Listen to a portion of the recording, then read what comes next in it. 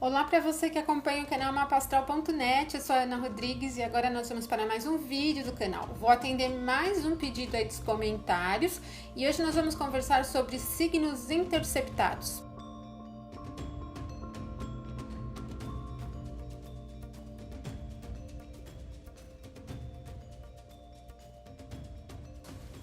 Vamos entender o que são os signos interceptados, como eles funcionam dentro da dinâmica do mapa natal, tá? Bom, primeira coisa, nós ouvimos de uma maneira geral signos interceptados e casas interceptadas. É a mesma coisa, porém correto é afirmar signos interceptados, tá? Vocês já vão entender o porquê.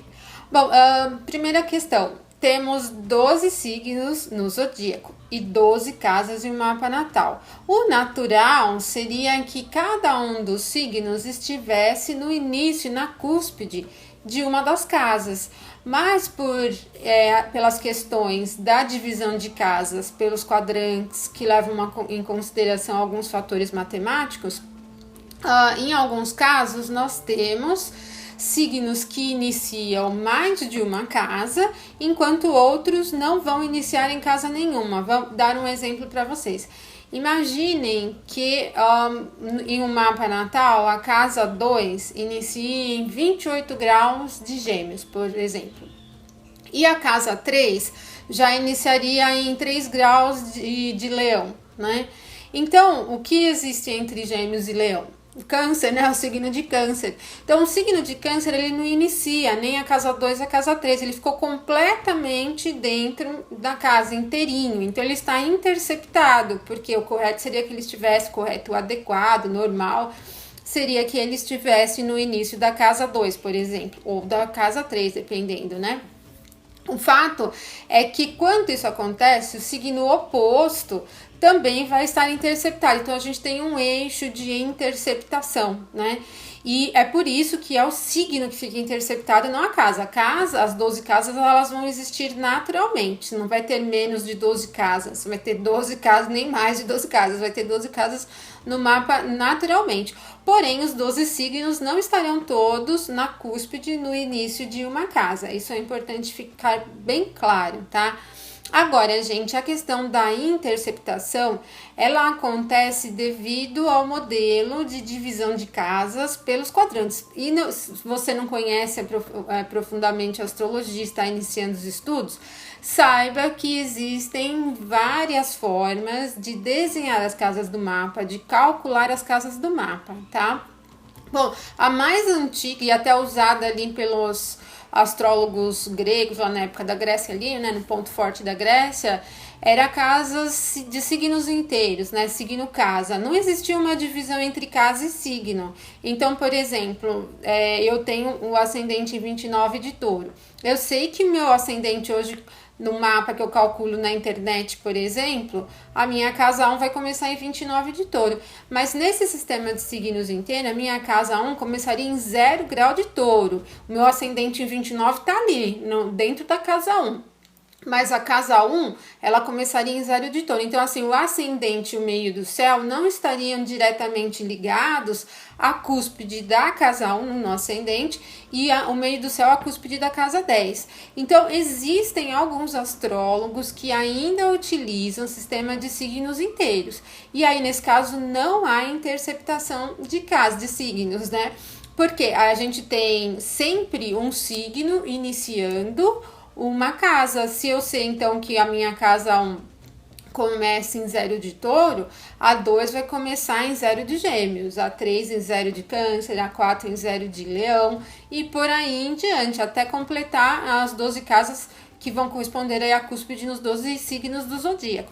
Agora, o que acontece? Como os sistemas de divisão de casas, pela questão da longitude, pelo momento do nascimento, pode existir a questão da interceptação. Porém, assim, como eu falei para vocês, existem vários sistemas de divisão de casas. E aí a interceptação pode mudar de um sistema para o outro, tá? Então isso é uma coisa que tem que ficar claro, porque assim, nos sites da internet e nos softwares mais populares de astrologia, geralmente se tem como o sistema base default que a gente fala, o Plácidos, né? É bem mais, acho que é o mais utilizado pelos astrólogos. Então a gente tem naturalmente a ideia de que sempre existe uma única maneira de dividir as casas. Porém, no meu caso, eu tenho o eixo Câncer e Capricórnio no Plácidos interceptado, porque meu ascendente está em 29 de Touro, tá? Então, eu tenho a casa 12 e a casa 1 que começa em Touro, a casa 6 e a casa 7 que começam em Escorpião. Em consequência, o eixo ali de Câncer e Capricórnio vai ficar interceptado, porque aí a minha casa 2 começa em Gêmeos e a casa 3 já começa em Leão. Então, pega inteirinho ali o signo de Câncer interceptado. E aí o signo oposto ao Câncer, que é o Capricórnio, vai ficar interceptado também. Agora, o que acontece? Procurem calcular o mapa de vocês por outros tipos de divisão de casas para você ver, principalmente se você tiver algum eixo interceptado no seu mapa. O que acontece? Lá no astro.com, quando você coloca os dados, ele vai para aquela tela onde você escolhe se você quer o mapa natal, se você quer a revolução solar, qual tipo de mapa você quer calcular. Ali naquela mesma página existe lá sistema de casas. Então ali tem vários sistemas de casas para vocês escolherem. Escolham algum outro diferente do Plácidos ou diferente daquele que está lá normal deles, né? Escolha um outro para ver o que acontece. No meu caso, você escolheu o Alcabítios, que é um outro sistema de divisão de casas. Quem fica interceptado não é mais o eixo Câncer-Capricórnio, mas o eixo do Leão e Aquário. Então, o que acontece? A questão da interceptação, ela está totalmente ligada à maneira, né, ao sistema de divisão de casas. E isso vai depender muito do que vocês, quem estuda astrologia para se tornar, né, um astrólogo profissional, por exemplo, do que vocês vão usar aí, qual o sistema de divisão de casas que vocês vão usar e que acaba funcionando melhor. A gente não tem como falar, olha, um funciona melhor que o outro. Existem vários argumentos defendendo um e outro, até porque era assim, na antiguidade, os astrólogos criavam toda uma metodologia de cálculo baseada lá na trigonometria para desenvolver um sistema de divisão de casas, desenvolvia, era usado, bem defendido por eles. Depois vinha um outro astrólogo mais adiante e já rebatia e criava um novo sistema de divisão de casas. Então, assim, tem aquela coisa do ponto de vista do astrólogo. Então, quanto mais você usa e vê que funciona, é aquele que é o sistema perfeito para você. Eles não vão dar grandes distorções, tá? Mas acontece, por exemplo, no meu caso, a questão do eixo interceptado dá uma diferença do Plácidos, Coque ou topocêntrico para o Alcabítio, por exemplo, né? Então vai dar uma diferença e aí vocês vão precisar avaliar se consideram ou não. Qual é a saída para vocês?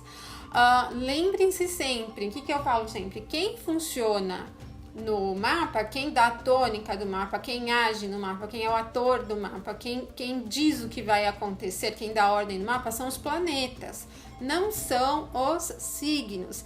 Então, ter um eixo interceptado não significa muita coisa, só o fato de ter interceptado, se os planetas estiverem em boas condições, os planetas regentes desses signos que estão interceptados. Então, eu posso ter o eixo de Câncer e Capricórnio interceptado, mas se eu tiver a Lua exaltada, por exemplo, a Lua formando bons aspectos, aplicando bons aspectos, a Lua na casa 10, ela vai funcionar muito bem. A Lua numa casa benéfica vai funcionar muito bem. Ou seja, são vários os fatores que acabam contribuindo com a ideia do prejuízo que naturalmente se vê no eixo de signo interceptado, ou acabam facilitando o processo, né? Acabam ajudando a pessoa anula a ideia da interceptação.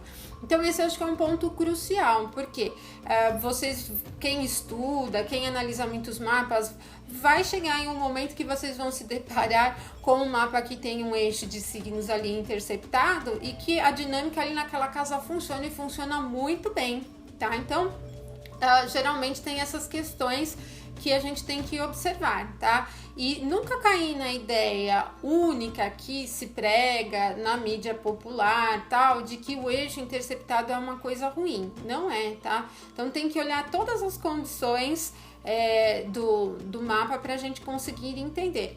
Então, basicamente, se você tiver o eixo de Áries e Libra interceptado, você tem que olhar o posicionamento do Marte, né, que é o regente de Áries, e de Vênus, que é regente de Libra, tá? Olhar também quais são as condições dentro daquela casa, se há planetas ali que naturalmente são chamados dos planetas confinados, né?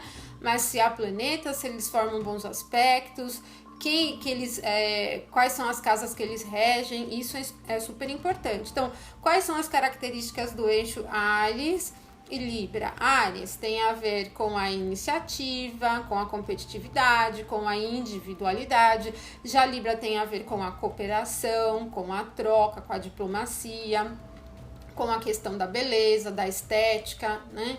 No eixo Touro e Escorpião, Touro tem a ver com a questão da materialidade, o lado todo sensorial, a questão do desejo e prazer, né? O Escorpião já tem relação com a profundidade, com o olhar crítico, com a capacidade de lidar com as coisas além da superfície de uma maneira geral, com a descoberta, com a autotransformação.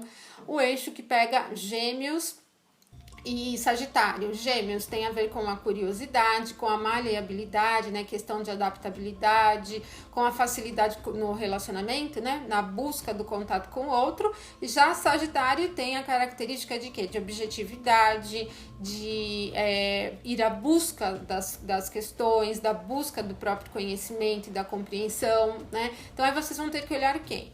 Mercúrio, que rege Gêmeos, e o Júpiter, que rege Sagitário. Quais são as condições dos dois no mapa, né? No eixo Câncer, Capricórnio, a mesma coisa. Lua rege Câncer, né? Saturno rege Capricórnio. Observar as condições dos dois e avaliem as características dos signos. Então, um signo de Câncer com a questão do acolhimento, sensibilidade, a questão da retenção, né, do abraço, do segurar as coisas, e o Capricórnio com a questão da metodologia, do esforço, da capacidade de usar a atividade para construir, né, empreendedorismo. O eixo que pega agora o Leão e Aquário, né? Então, o Leão, com toda a característica da questão de imagem, do impulso voltado para si mesmo, né, realização de si, com a necessidade do reconhecimento, com a capacidade do orgulho, do brilho, né? E já o oposto dele, o Aquário, vai ter o quê? A condição da mente aberta, a capacidade de avaliar por um todo, a facilidade do aprendizado, o olhar mental mesmo, o desprendimento e a indiferença, né? O impessoal, que é uma característica forte do signo de Aquário. E depois o eixo que pega o Virgem e Peixes, né? Então, Virgem, centrado, voltado para a realidade, análise bastante crítica, né? Capacidade de análise crítica e voltado para a questão de serviço. Já Peixes, sensibilidade extrema, bastante impressionável, né? Capacidade de se impressionar com as coisas. Aberto, sensível e adaptável, né? Flui de acordo com as circunstâncias, se entrega emocionalmente para as coisas, né? Então, olhem aqui também, Mercúrio como regente do signo de Virgem e o Júpiter como regente do signo de Peixes, né? E aí, essas condições, elas aqui vão dar elementos, né? As condições dos planetas, tal, que vão dar elementos para vocês entenderem como que funciona esse eixo interceptado no mapa de vocês. Aí as casas, vocês vão ter casas, mais de uma casa, que se inicia com o mesmo signo, né? Então é como se o regente daquele signo estivesse fazendo um trabalho em dobro, né? Ele está iniciando duas casas, então o regente dele vai ser dispositor ali de duas casas, donos de dois setores. No meu caso, como eu falei para vocês, ele inicia, a Vênus é regente da casa 12 e a Vênus é regente da casa 1. O Marte é regente da casa 6 e o Marte é regente da casa 7. Então, eles, tanto a Vênus quanto o Marte, acabam fazendo trabalho dobrado no meu mapa, né? Porque eles regem essas quatro casas, né? Duas cada um. Então, eu tenho que olhar qual é a condição de Vênus no meu mapa, para eu ver como que funciona essas casas, né? Qual é a condição de Marte, para ver como que funciona essas casas? Tá em alguma dignidade? Tá em alguma debilidade? Tem aspectos harmoniosos, aspectos desafiadores? Eles que vão dizer. Então, gente, assim, pode parecer uma coisa mais, vamos dizer, genérica, é o que eu tô falando, mas realmente a astrologia ela funciona assim, a receita de bolo não funciona, tá? Desconfiem de receita de bolo muito certinho, assim, receitinha do tipo, o eixo tal e tal funciona assim assado, o eixo tal e tal funciona... Porque depende da composição do teu mapa, a astrologia ela é individual, tá? Então as receitas de bolo, elas servem para vocês tirarem alguns insights, não levem ao pé da letra, não levem à risca, porque isso leva a cometer erros, certo? E aí vocês, para entenderem, compreenderem como que no mapa de vocês, né, quem tem algum signo aí, um eixo interceptado, como isso funciona, tem que entender da base da astrologia, tem que entender o que é a dignidade essencial, o que é a dignidade acidental, entender das características dos signos, das características dos planetas, dos aspectos, né, das características dos aspectos, do mapa, do setor, né, o secto do mapa, se ele é diurno ou ele é noturno, enfim, tem que entender como que o planeta funciona na dinâmica do seu mapa, tá? Então, não é tão simples como a maioria das pessoas gostariam que fosse, mas dá para vocês pegarem bastante elementos e encaixando uma coisa na outra aí com cada vídeo, né? E aí vocês vão entendendo melhor o mapa de vocês, tá certo? Como o vídeo ele é mais para dar um insight, então vocês podem buscar mais informações, se aprofundar, quem gosta da parte técnica da astrologia, certo? Então, aqui foi, né, o nosso vídeo, e aí se vocês tiverem dúvidas, podem me enviar e vou responder daí na medida do possível, tá bom? Deixo um forte abraço para vocês e até o nosso próximo vídeo.